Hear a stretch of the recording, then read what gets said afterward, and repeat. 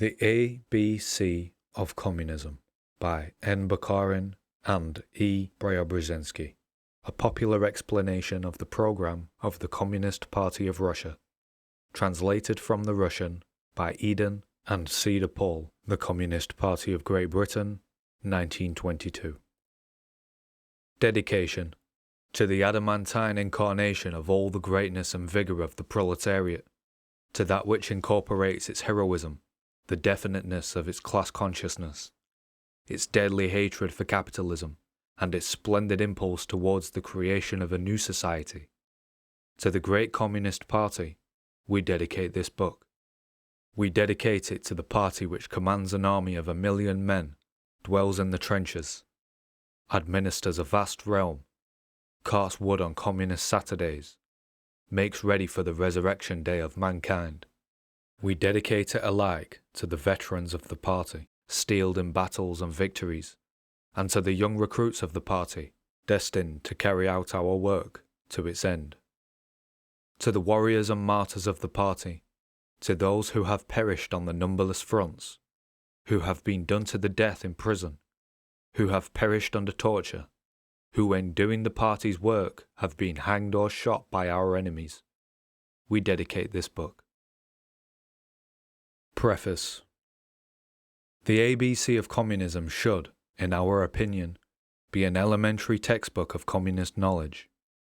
Daily experience of propagandists and agitators has convinced us of the urgent need for such a textbook. There is an unceasing influx of new adherents. The dearth of teachers is great, and we have not even a sufficiency of textbooks for such institutions as the party schools. Obviously, the older Marxist literature, such as the Erfurt program, is largely inapplicable to present needs. Answers to new problems are extremely difficult to find. All that the student requires is scattered in various newspapers, books, and pamphlets. We have determined to fill this gap. We regard our ABC as an elementary course which is to be followed in the party schools, but we have also endeavored to write it in such a manner that it can be used for independent study by every worker or peasant who desires to acquaint himself with the party program. Every comrade who takes up this book should read it all through, so that he may acquire an idea of the aims and tasks of communism. This book has been written in such a way that the exposition forms a running commentary upon the text of the party program. At the end of the volume, for the convenience of our readers, we have appended this text, which is divided into numbered paragraphs.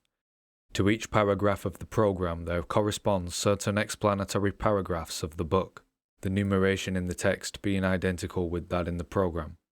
Fundamentals are printed in ordinary type, while smaller type is used for more detailed explanations, examples, numerical statements.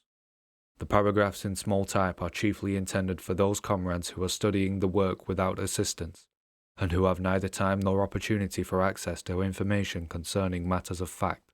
For those who wish to carry their studies further, a brief bibliography is appended to each chapter. The authors are well aware that their book is defective in many ways. It was written fragmentarily and in scant intervals of leisure.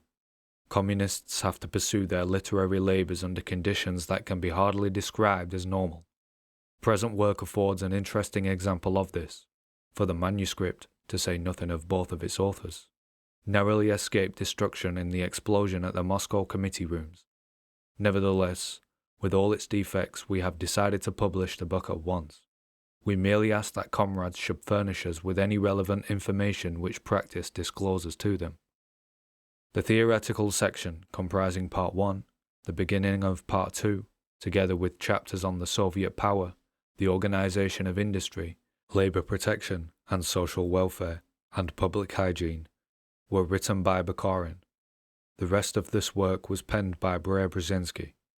Obviously, however, both the authors accept full responsibility for the work. The title of our book, ABC, is an expression of the task we set ourselves.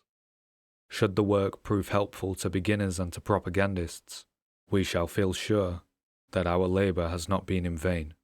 October 1919. Chapter 1. The Capitalistic Social Order. Section 6. Commodity economy. If we study how economic life is carried on under the capitalist regime, we see that its primary characteristic is the production of commodities. Quote, "Well, what is there remarkable about that?" unquote, the reader may ask. The remarkable point is that a commodity is not simply a product, but something produced for the market. A product made for the producer himself, made for his own use, is not a commodity. When a peasant sows rye, gathers in the harvest, threshes it, mills the grain and bakes bread for himself, this bread is certainly not a commodity, it is simply bread. It is only a commodity when it is bought and sold, when, that is to say, it is produced for a buyer, for the market. Whoever buys it, owns it. Under the capitalist system, all products are produced for the market. They all become commodities. Every factory or workshop produces in ordinary circumstances one particular product only, and it is easy to understand that the producer is not producing for his own use. When an undertaker in his workshop has coffins made, it is perfectly clear that he does not produce these coffins for himself or his family, but for the market. Again, in the case of a castor oil manufacturer, it is equally clear that even if the man continually suffers from digestive disorder, it will be impossible for him to use for his own purposes more than an infinitesimal proportion of all the castor oil which his factory turns out. The same considerations apply, under capitalism, to any products you like to consider. In a button factory, buttons are made, but these millions of buttons are not produced in order that they may be sewn to the manufacturer's waistcoat. They are for sale. Everything produced under the capitalist system is produced for the market. To this market come gloves and sausages, books and blacking, machines and whiskey, bread, boots and small arms, in a word, everything that is made. A commodity economy necessarily implies private ownership. The independent artisan who produces commodities owns his workshop and his tools. The factory owner or workshop owner owns the factory or the workshop, with all the buildings, machinery, etc. Now, wherever private ownership and commodity production exist, there is a struggle for buyers or competition among sellers. Even in the days before there were factory owners, workshop owners, and great capitalists, when there were only independent artisans, these artisans struggled one with another for buyers. The strongest and most acquisitive among them, the one who had the best tools and was the cleverest, especially the one who put by money, was always the one who came to the top, attracted custom, and ruined his rivals. Thus the system of petty ownership and the commodity economy that was based upon it contained the germs of a large-scale ownership and implied the ruin of many. We see, therefore, that the primary characteristic of the capitalist system is a commodity economy, that is, an economy which produces for the market. Section 7. Monopolization of the means of production by the capitalist class. The mere existence of a commodity economy does not alone suffice to constitute capitalism. A commodity economy can exist although there are no capitalists, for instance. The economy in which the only producers are independent artisans. They produce for the market, they sell their products, thus these products are undoubtedly commodities, and the whole production is commodity production. Nevertheless, this is not capitalist production. It is nothing more than simple commodity production. In order that a simple commodity economy can be transformed into capitalist production, it is necessary on the one hand that the means of production, tools, machinery, buildings, land, etc., should become the private property of a comparatively limited class of wealthy capitalists, and on the other, that there should ensue the ruin of most of the independent artisans and peasants and their conversion into wage workers. We have already seen that a simple commodity economy contains within itself the germs that will lead to the impoverishment of some and the enrichment of others. This is what has actually occurred. In all countries alike, most of the independent artisans and small masters have been ruined. The poorest were forced in the end to sell their tools. From masters they became men, whose sole possession was a pair of hands. Those, on the other hand, were richer, grew more wealthy still. They rebuilt their workshops on a more extensive scale, installed new machinery, began to employ more workpeople, became factory owners. Little by little, there passed into the hands of these wealthy persons all that was necessary for production: factory buildings, machinery, raw materials, warehouses and shops, dwelling houses, workshops, mines, railways, steamships, the land, in a word, all the means of production. All these means of production became the exclusive property of the capitalist class. They became, as the phrase runs, a monopoly of the capitalist class. The small group of the wealthy owns everything. The huge masses of the poor own nothing but the hands with which they work. This monopoly of the means of production by the capitalist class is the second leading characteristic of the capitalist system.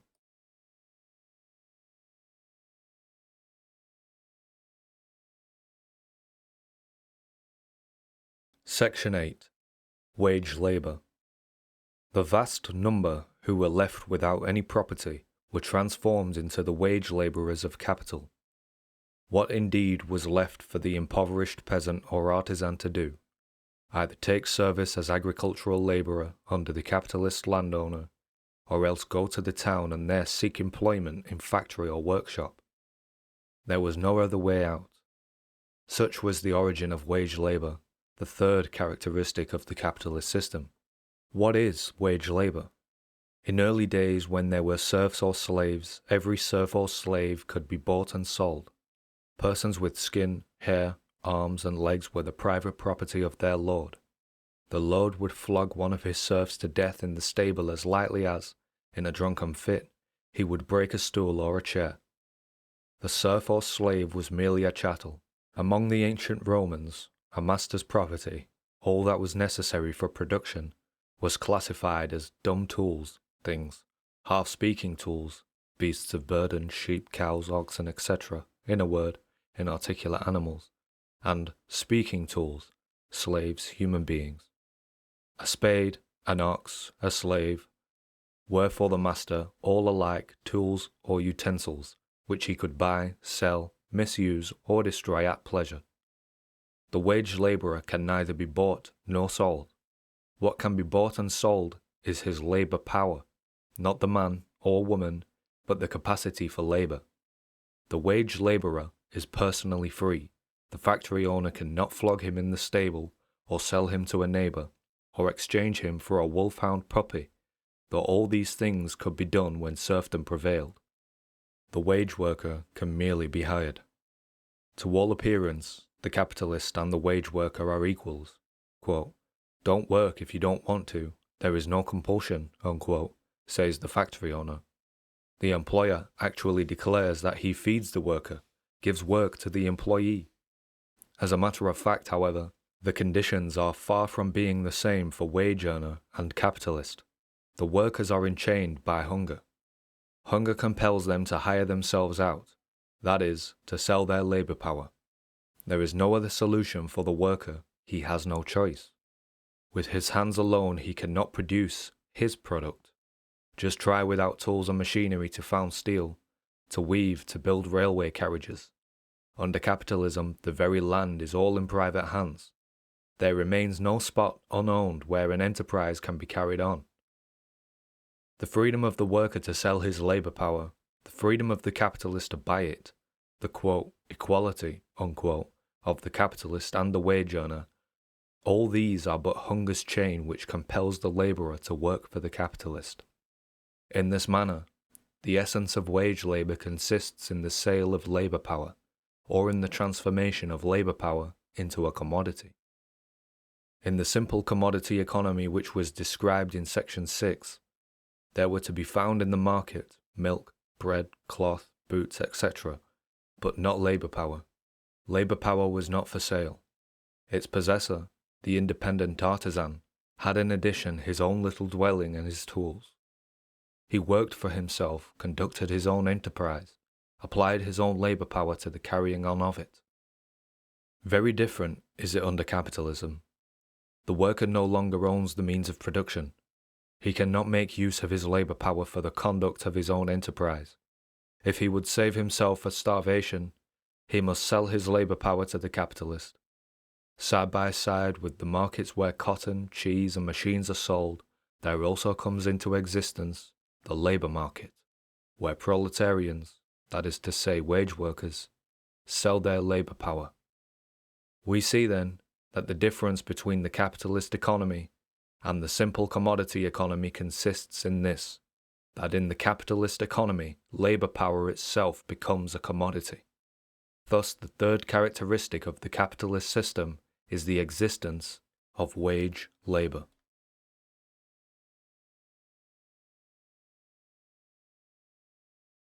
Section 9. Contradictions of production under capitalism. There are therefore three characteristics of the capitalist system, namely, production for the market, commodity production, the monopolization of the means of production by the capitalist class, wage labor, that is, labor founded upon the sale of wage labor. All these characteristics are associated with the question, what are the mutual relationships between the individuals engaged in production and distribution? When we say commodity production, or production for the market, what does the phrase mean? It means that individuals work for one another, but that each produces for the market in his own enterprise, not knowing beforehand who will buy his wares. Let us suppose that there are an artisan named John and a peasant named George. John the artisan, a bootmaker, takes his boots to the market and sells them to George, and with the money which George pays for them, he buys bread from George. When John went to the market, he did not know that he would meet George there, nor did George know that he would meet John. Both men simply went to the market. When John bought the bread and George bought the boots, the result was that George had been working for John and John had been working for George, although the fact was not immediately obvious. The turmoil of the marketplace conceals from people that in actual fact they work for one another and cannot live without one another. In a commodity economy, people work for one another, but they do so in an organized manner and independently of each other, not knowing how necessary they are to one another. Consequently, in commodity production, individuals stand in definite relationships one to another, and what we are here concerned with is these mutual relationships. In like manner, when we speak of the quote, monopolization of the means of production, unquote, or of wage labor, what we are really talking about, the relationships between individuals. What in fact does monopolization signify? It signifies that persons work under such conditions that those who do labor do so with the means of production belonging to others. It signifies that the workers are subordinated to the owners of these means of production, namely to the capitalists. In a word, here also we are concerned with the question, what are the mutual relationships between individuals when they produce goods? The mutual relationships between individuals during the process of production are termed the relationships of production. It is easy to see that the relationships of production have not always been the same. Very long ago, when people lived in small communities, they worked together in comradely fashion, hunting, fishing, gathering fruit and roots. And they divided everything among themselves. Here we have one kind of relationships of production. In the days of slavery, the relationships of production were of another kind. Under capitalism, there is a third kind of relationship. There are therefore various kinds of relationships of production. We speak of these kinds of relationships of production as the economic systems, types of society, or as the methods of production. Capitalist relationships of production, or in other words, a capitalist type of society, or the capitalist method of production. These terms express the relationships between individuals in a commodity economy characterized by the monopoly ownership of the means of production on the small part of a small group of capitalists, and characterized by wage labor on the part of the working class. Section 10. The exploitation of labor power. The question now arises, for what reason does the capitalist class hire workers? Everyone knows that the reason is by no means because the factory owners wish to feed the hungry workers, but because they wish to extract profit from them. For the sake of profit, the factory owner builds his factory. For the sake of profit, he engages workers. For the sake of profit, he is always nosing out where higher prices are paid. Profit is the motivation behind all his calculations. Herein, moreover, we discern a very interesting characteristic of capitalist society, for society does not itself produce the things which are necessary and useful to it. Instead of this, the capitalist class compels the workers to produce those things for which more will be paid, those things for which the capitalists derive the largest profit. Whiskey, for example, is a very harmful substance, and alcoholic liquors in general ought to be produced only for technical purposes and for their use in medicine. But throughout the world the capitalists produce alcohol with all their might. Why? Because to ply the people with drink is extremely profitable. We must now make it perfectly clear how profit is made. For this purpose we must examine the question in detail. The capitalist receives profit in the form of money when he sells commodities that have been produced in his factory. How much money does he get for his wares? That depends upon the price. The next question is, how is the price determined? Or why does one commodity fetch a higher price and another a low price? It is easy to understand that if, in any branch of production, new machinery is introduced and labor is advantageously applied, or as the phrase goes, is very productive, then the price of the commodity falls. If, on the other hand, production is difficult, if the quantity of goods produced is small, if labor is unsuccessfully applied or is comparatively unproductive, then the price of the commodity rises. If society must expend on the average much labor in order to produce any article, the price of that article is high. If on the average little labor is required, the price of the article is low. Assuming average efficiency of manufacturer, that is to say when the machinery and tools employed are neither the very best or the very worst, the amount of social labor requisite for the production of a commodity is termed the value of that commodity. We see that price depends upon value. In actual fact, price is sometimes higher than value and sometimes lower, but for simplicity, we may here assume that they are one and the same. We must now recall what we said concerning the hiring of wage workers. The hiring of a worker is the sale of a peculiar commodity, the name of which is labor power. As soon as labor power has become a commodity, what applies to other commodities applies to labor power. When the capitalist hires the worker, the former pays the latter the price of his labor power, or so to speak simply, the value of his labor power. By what is this value determined? We have seen that the value of all commodities is determined by the quantity of labor expended in producing them. The same thing applies to labor power. What, however, do we mean by the production of labor power? Labor power is not indeed produced in a factory, like cloth, blacking, or machinery. How then are we to explain it? We have merely to look at contemporary life under capitalism in order to understand with what we are concerned. Let us suppose that the workers have just finished their day's work. They are tired out, all their vital energy has been used up, they cannot work anymore.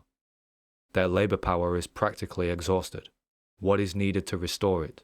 Food, rest, sleep, recuperation, and therewith strength will be restored.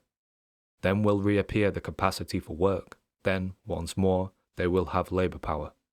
This means that food, clothing, and shelter, in a word the necessaries that the worker consumes, affect the production of his labor power. Additional elements have to be considered, such as expenditure upon training when skilled workers are needed, and so on. Everything that the working class consumes in order to restore its labor power has value. For this reason, the value of articles of consumption and also of expenditure upon training constitute the value of labor power. Different commodities possess different values. In like manner, each kind of labor power has its peculiar value. The labor power of the compositor has one value, the labor power of the unskilled laborer has another.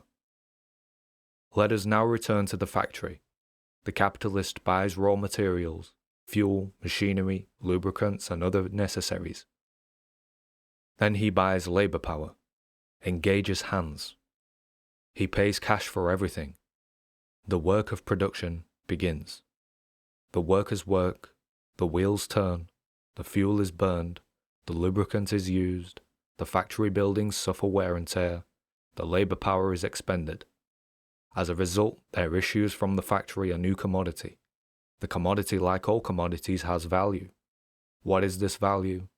First of all, the commodity has absorbed into itself the value of the means of production that have been used up, that which has passed into it.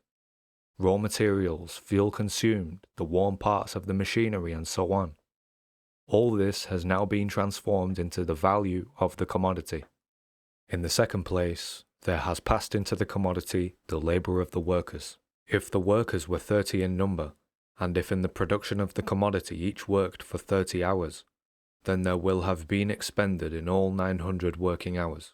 The full value of the product will therefore consist of the value of the utilized materials. Let us assume that the value of these is equivalent to 900 hours, together with the new value which the workers have added by their labor, namely 900 hours. The total is therefore 600 plus 900 equals 1,500 working hours. But how much did the commodity cost the capitalist? For the raw materials he paid in full, that is to say, he paid a sum of money corresponding to the value of 900 working hours.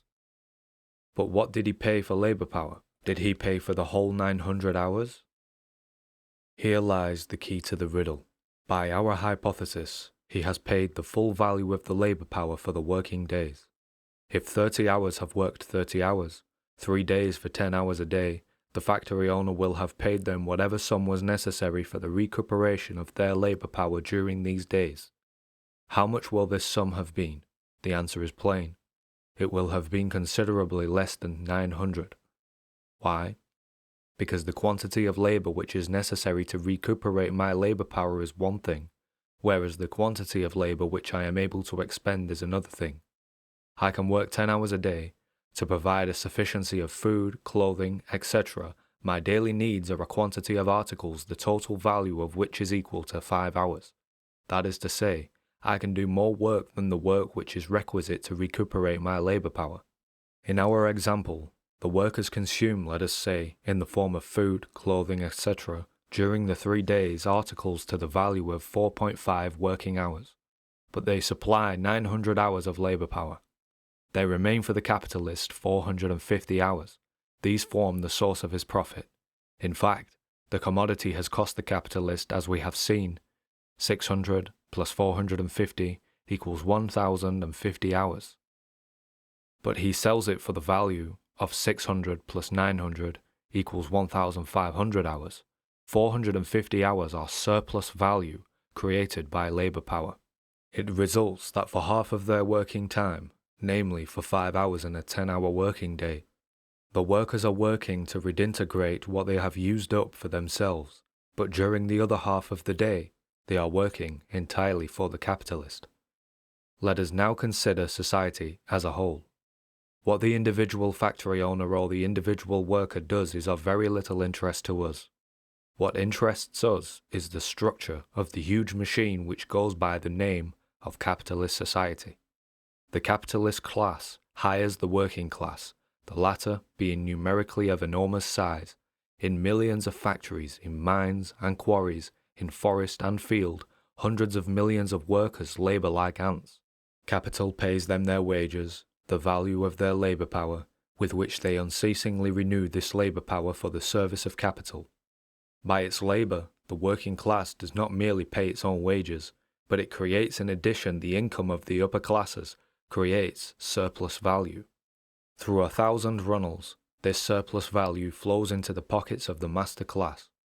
Part goes to the capitalist himself in the form of entrepreneur's profit, part goes to the landowner in the form of taxes, part enters the coffers of the capitalist state, other portions accrue to merchants, traders and shopkeepers are spent upon churches and in brothels, support actors, artists, bourgeois scribblers and so on. Upon surplus value live all the parasites who are bred by the capitalist system. Part of the surplus value is, however, used over again by the capitalists. They add it to their capital, and the capital grows. They extend their enterprises. They engage more workers. They install better machinery. The increased numbers of workers produces for them a still greater quality of surplus value. The capitalist enterprise grows ever larger. Thus, at each revolution of time, capital moves forward, heaping up surplus value, squeezing surplus value out of the working class, exploiting the workers. Capital continually increases in size. Section 11. Capital.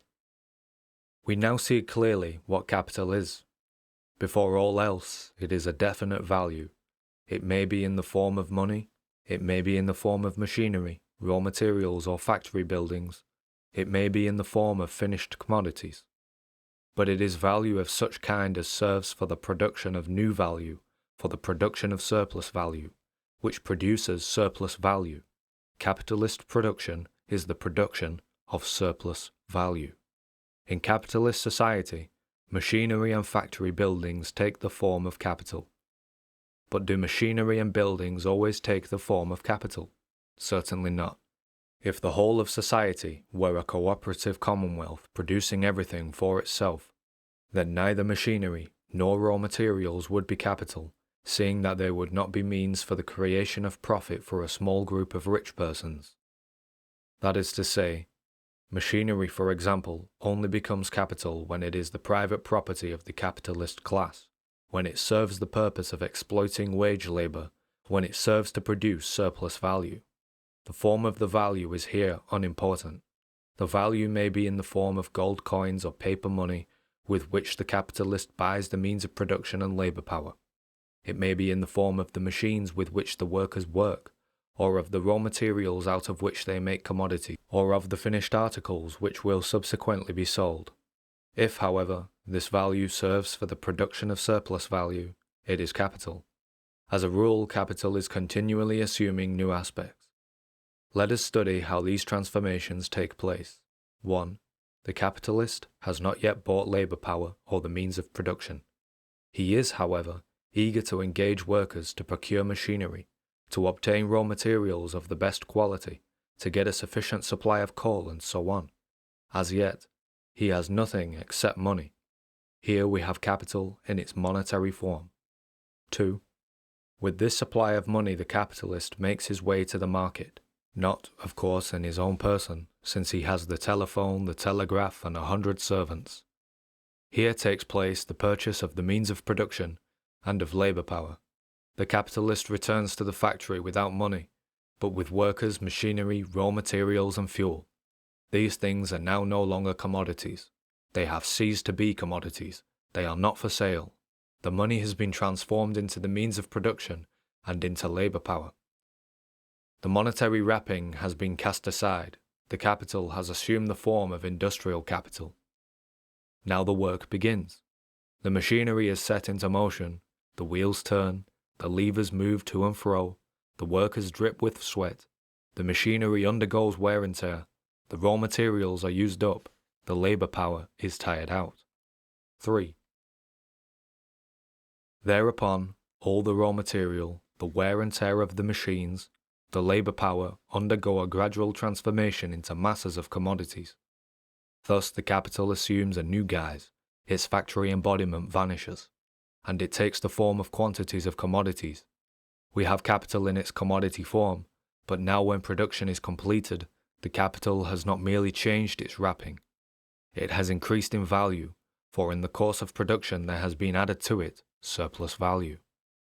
4. In production, the aim of the capitalist is not to provide goods for his own use, but to produce commodities for the market, for sale. That which was stored up in his warehouse must be sold. At first the capitalist went to market as a buyer. Now he has got to go there as a seller. At first he had money in his hands and he wanted to buy commodities, the means of production. Now he has the commodities in his hands and he wants to get money. When these commodities are sold, capital jumps back from its commodity form into its monetary form, but the quantity of money which the capitalist receives differs from the quantity which he originally paid out, inasmuch as it is greater by the whole amount of the surplus value. This, however, does not end the movement of capital. The enlarged capital is set in motion once again, and acquires a still larger quantity of surplus value. This surplus value is in part added to capital, and begins a new cycle. Capital rolls on like a snowball, and at each revolution there adheres to it a larger quantity of surplus value. The result of this is that capitalist production continually expands. Thus, capital sucks surplus value out of the working class, and everywhere extends its dominion. Its peculiarities account for its rapid growth. The exploitation of one class by another took place in earlier days. Let us consider, for example, a landowner when serfdom prevailed, or a slave owner in classical antiquity. They lived on the backs of their serfs and slaves. But all which the workers produced, the landowners and slave owners ate, drank, and wore, either themselves or else their servants and their numerous hangers-on. At that time there was very little commodity production. There was no market. If the landowner or slave owner had compelled his serfs or slaves to produce vast quantities of bread, meat, fish, etc., all this would simply have rotted. Production was restricted to the gratification of the animal needs of the landowner and his household. It is very different under capitalism. Here production takes place not for the gratification of immediate needs, but for profit. Under capitalism, the commodity is produced for sale, for the sake of gain, in order that profits may be heaped up. The larger the profit, the better. Hence the mad hunt for profit on the part of the capitalist class. This greed knows no limits. It is the pivot, the prime motive of capitalist production. Section 12. The Capitalist State. As we have seen, capitalist society is based upon the exploitation of labor. A small minority owns everything, the working class owns nothing. The capitalists command, the workers obey. The capitalists exploit, the worker is exploited. The very essence of capitalist society is founded in this merciless and ever-increasing production. Capitalist production is a practical instrument for the extraction of surplus value. Why has this instrument been able to continue in operation for so long? For what reason do the workers tolerate such a state of affairs? This question is by no means easy to answer at first sight. Speaking generally, there are two reasons for it. In the first place, because the capitalist class is well organized and powerful. Secondly, because the bourgeoisie frequently controls the brains of the working class. The most trustworthy means at the disposal of the bourgeoisie for this purpose is its organization as the state. In all capitalist countries, the state is merely a union of the master class. Let us consider any country alike, Britain, the US, France, or Japan. Everywhere we find that the ministers, high officials, members of parliament are either capitalists, landowners, factory owners, and financial magnates, or else the faithful and well-paid servants of these lawyers, bank managers, professors, army officers, archbishops, and bishops who serve the capitalists not from fear, but from conviction. The union of all these individuals belonging to the bourgeoisie, a union which embraces the entire country and holds everything in its grasp, is known as the state.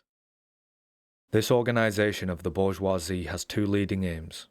The first and most important of this is to suppress disorders and insurrections on the part of the workers, to ensure the undisturbed extraction of the surplus value from the working class, to increase the strength of the capitalist means of production. The second aim is to strive against other organizations of the same kind, that is to say, against other bourgeois states, to compete with them for a larger share in surplus value. Thus the capitalist state is a union of the master class, formed to safeguard exploitation. The interests of capital, and nothing but the interests of capital. Here we have the guiding star towards which are directed all the activities of this robber band. Against such a view of the bourgeois state, the following considerations might be adduced. You say that the state is exclusively run in the interests of capital. Consider this point, however. In all capitalist countries, there is factory legislation forbidding or restricting child labour, limiting the working day, and so on. In Germany, for example, in the days of William II, there prevailed a fairly good system of state insurance for the workers. In England, the typically bourgeois minister Lloyd George introduced the Insurance Act and the Old Age Pensions Act. In all bourgeois lands, there are hospitals, dispensaries, and sanatoriums for the workers. Railways are constructed, and by these all can travel, rich and poor alike. Waterworks are instituted for the supply of towns, and so on. Such things are for the public service. This implies, many will say, that even in those countries where capital rules, the state is not run solely in the interests of capital, but is concerned likewise with the interests of the workers. The state actually punishes factory owners who infringe factory legislation. These arguments are fallacious for the following reasons. It is perfectly true that the bourgeois authority occasionally passes laws and regulations useful to the working class. They are, however, passed in the interests of the bourgeoisie. Let us take as an example the railways. The workers travel by them, and for this reason they are useful to the workers. But they are not built for the sake of the workers. Merchants and factory owners need railways for the carriage of their wares, for the transport of troops, for the conveyance of workers, etc. Capital needs railways and builds them in its own interest. They are useful to the workers too, but that is not why the capitalist state constructs them. Again, let us take the cleaning of towns, or urban sanitation as it is called, and let us consider the hospitals. In these cases, the bourgeoisie is concerned about the working class districts as well as about the others. It is true that, in comparison with the bourgeois quarters in the centre of the town, we find in the working class suburbs dirt, the abomination of desolation, disease, etc. Nevertheless, the bourgeoisie does do something. Why? Because illness and epidemics sometimes spread all through the town, and if such a thing should happen, the bourgeoisie too would suffer. In this matter, therefore, the bourgeois state and its urban instruments are simply pursuing bourgeois interests. Here is another example. During the 19th century, the French workers learned from the bourgeoisie the practice of birth control. By artificial means they arranged either to have no children at all, or no more than 2 children. The poverty of the workers was so great that to rear a larger family was difficult or almost impossible. As a result of this practice, the population of France remained nearly stationary. The French bourgeoisie began to be short of soldiers. A clamour was raised. Quote, "The nation is perishing. The Germans are increasing more rapidly than we are. They will have more soldiers." Unquote. It may be remarked in passing that year by year, those who were called up for military service proved less and less fit. They were shorter, had a smaller chest measurement, were more weakly. And now, behold, the bourgeoisie grew, quote, free-handed, unquote. It began to insist upon improved conditions for the working class, in order that the workers might rear more children. Undoubtedly, if you kill the hen, you will not get any more eggs. In these cases, the bourgeoisie has certainly taken steps useful to the workers, but it has done so solely in its own interests. In many instances, however, measures useful to the workers have been inaugurated by the bourgeois state owing to the pressure of the working class. Nearly all the factory laws were secured in such a manner, in consequence of threats on the part of the workers. In England, the first legal limitation of the working day, to 10 hours, was brought about by working class pressure. In Russia, the Tsarist government passed the first factory laws owing to its alarm on account of disorders and strikes among the workers. In these matters, the state, which consists of the enemies of the working class, the state, which is an economic organization, reckons up its own interests, saying, quote, "It is better to yield a certain amount today and yield twice as much tomorrow, and it is better to yield than to risk one's skin," unquote. The factory owner, who yields to the demands of his workers on strike and concedes them an extra halfpenny, does not cease to be a factory owner, nor does the bourgeois state in any way lose its bourgeois characteristics when it makes some small concessions owing to working class pressure. The capitalist state is not only the largest and most powerful among bourgeois organizations, it is at the same time the most complex of these organizations, for it has a very large number of subdivisions and tentacles issue from these in every direction. The primary aim of all this is to protect, to consolidate, and to expand the exploitation of the working class. Against the working class, the state can employ measures of two different kinds, brute force and spiritual subjugation. These constitute the most important instruments of the capitalist state. Among the organs of brute force must first be enumerated the army and the police, the prisons and the law courts. Next must be mentioned accessory organs such as spies, provocative agents, organized strikebreakers, hired assassins, etc. The army of the capitalist state is organized in a peculiar fashion. At the head is the officer's corps, the group of epaulette wearers. They are drawn from the ranks of the landed gentry, from those of the wealthier bourgeoisie, and in part from those of the intelligentsia, professional classes. These are the bitterest enemies of the proletariat. From childhood they have been brought up in special schools, in Russia in cadet corps and in junker schools, where they have been taught how to knock the men about, and how to maintain the honor of the uniform, this meaning to keep the rankers in absolute subjection, and to make mere pawns of them. The most distinguished members of the nobility and the wealthier bourgeoisie, if they enter the military or naval profession, become generals or admirals, persons of high rank, wearing orders and ribbons. Nor are the officers ever drawn among the poor. They have the mass of common soldiers entirely in their hands. These latter are so completely under the influence of their environment that they never ask what they are fighting for, but simply keep their ears cocked for orders. Such an army is primarily intended to hold the workers in check. In Russia, the Tsarist army was repeatedly used to keep down the workers and peasants. During the reign of Alexander II, before the liberation of the serfs, there were numerous risings of the peasantry, and these were all suppressed by the army. In the year 1905, the army shot down the workers during the Moscow Rising. It carried out punitive expeditions in the Baltic provinces, in the Caucasus, and in Siberia in the years 1906 to 8. It suppressed peasant risings and protected the property of the landowners. During the war, the army shot down the workers at Ivanovo-Voznesensk, at Kostroma, and elsewhere. The officers were especially ruthless. Foreign armies behave in just the same way. In Germany, the army of the capitalist state has likewise been used to keep the workers down. The first naval rising was suppressed by the army.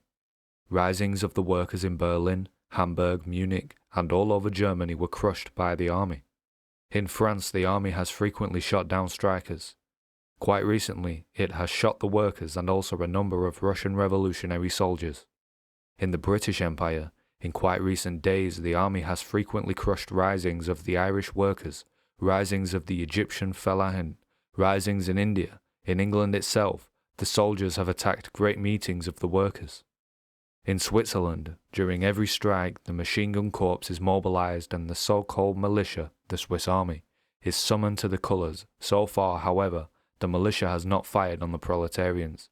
In the United States, the army has frequently burned working-class settlements and has also razed houses to the ground, for instance during the strike in Colorado. The armies of the capitalist states are today combining to strangle the workers' revolutions in Russia, Hungary, the Balkans and Germany. They are crushing revolts all over the world. The police and the gendarmerie, in addition to the regular army, the capitalist state has an army of picked ruffians and of especially trained troops peculiarly adapted for the struggle with the workers. These institutions, the police for instance, have indeed the function of combating theft, of protecting the persons and property of citizens, but at the same time, the police are maintained for the arrest, prosecution, and punishment of discontented workers. In Russia, the police have been the most trustworthy protectors of the landlord and the Tsar, especially brutal. In all over capitalist countries, have been the members of the secret police and of the corps of gendarmes. In Russia, the secret police for the political police was known as the Orana, protection. Large numbers of detectives, provocative agents, spies, strikebreakers, etc. work in cooperation with the official police. Interesting in this connection are the methods of the American secret police. They are in league with a vast number of private and semi-official detective bureaus. The notorious adventures of Nat Pinkerton were really a campaign against the workers. The detectives palmed off the bombs of the workers as leaders, incited them to kill the capitalists, and so forth. Such detectives likewise recruit vast numbers of strikebreakers, known in the United States as scabs, and troops of armed ruffians who murder strikers when opportunity arises. There is no villainy too black for these assassins who are employed by the quote, democratic unquote, state of the American capitalists. The administration of justice in the bourgeois state is a means of self-defense for the bourgeois class. Above all, it is employed to settle with those who infringe the right of capitalist property or interfere with the capitalist system. Bourgeois justice sent Liebknecht to prison, but acquitted Liebknecht's murderer. The state prison service settles accounts quite as effectively as does the executioner of the bourgeois state. Its shafts are directed not against the rich, but against the poor. Such are the institutions of the capitalist state, institutions which affect the direct and brutal oppression of the working class.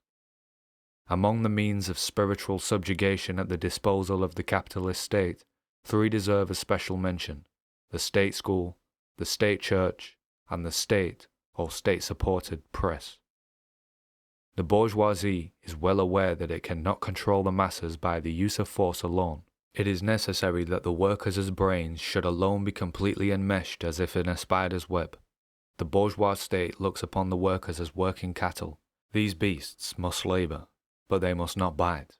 Consequently, they must not merely be whipped or shot when they attempt to bite, but they must be trained and tamed, just as wild beasts in a menagerie are trained by beast tamers. Similarly, the capitalist state maintains specialists to stupefy and subdue the proletariat. It maintains bourgeois teachers and professors, the clergy, bourgeois authors and journalists. In the state schools, these specialists teach children from their earliest years to obey capital and to despise and hate rebels. The children's heads are stuffed with fables about the revolution and the revolutionary movement. Emperors, kings, and industrial magnates are glorified. In the churches, the priests, who are salaried by the state, preach that all authority comes from God. Day after day, the bourgeois newspapers trumpet these lies, whilst working-class papers are in the most cases suppressed by the capitalist state. Under such conditions, is it easy for the workers to extract themselves from the quagmire? A German imperialist bandit wrote, quote, "We do not only need the soldiers as legs, but also their brains and their hearts." Unquote. The bourgeois state, in like manner, aims at educating the workers so that they may resemble domestic animals who will work like horses and eat humble pie. In this manner, the capitalist system ensures its own development. The machine of exploitation does its work. Surplus value is continually extracted from the working class. The capitalist state stands on guard and takes good care that there shall be no uprising of the wage slaves.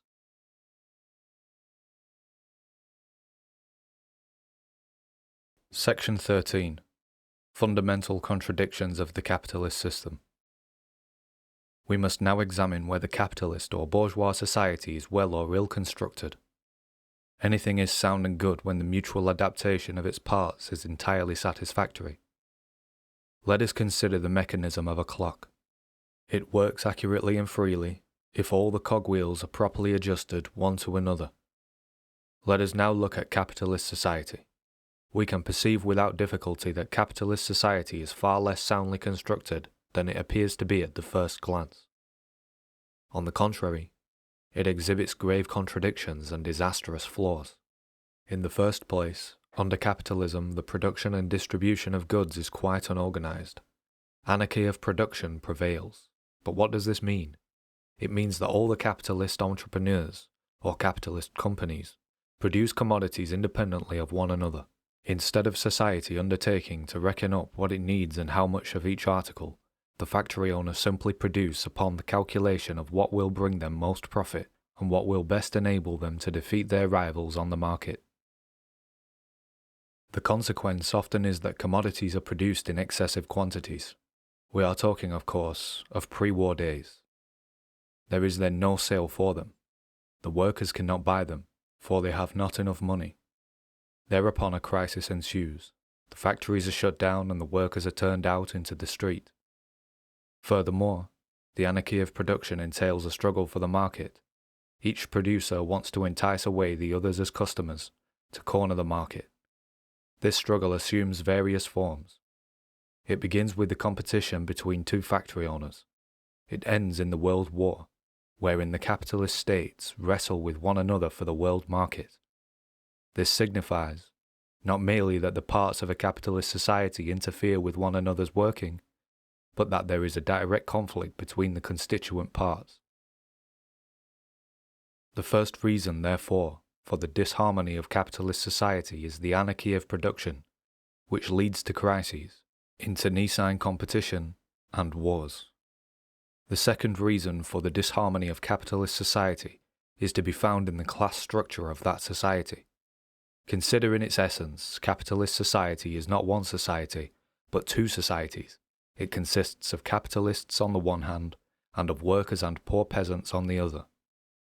Between these two classes there is continuous and irreconcilable enmity. This is what we speak of as the class war. Here, also, we see that the various parts of capitalist society are not merely ill-adapted to one another, but are actually in unceasing conflict. Is capitalism going to collapse, or is it not? The answer to the question depends upon the following considerations. If we study the evolution of capitalism, if we examine the changes it has undergone in the course of time, and if we perceive that its disharmonies are diminishing, then we can confidently wish it a long life. If, on the other hand, we discover that in the course of time the various parts of the capitalist machine have come to clash with one another more and more violently, if we discern that the flaws in the structure are becoming positive chasms, then it is time to say, rest in peace. We have now, therefore, to study the evolution of capitalism. End of Chapter 1.